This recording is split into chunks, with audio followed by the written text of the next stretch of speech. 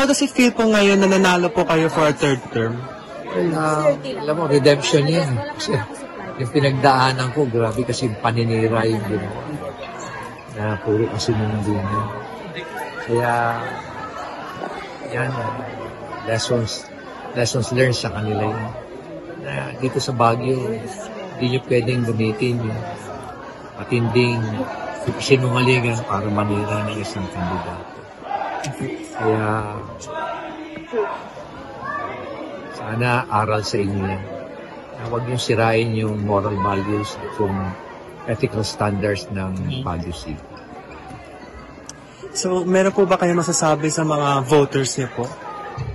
Well, yung mga voters naman, sabi rin dyan ng mga naniwala dun sa mga kasinungalingan na kinakalat, paninira. Bukas at sa susunod na araw, malalaman nyo na puro walang katotohanan yan. In short, nabudol-budol kayo.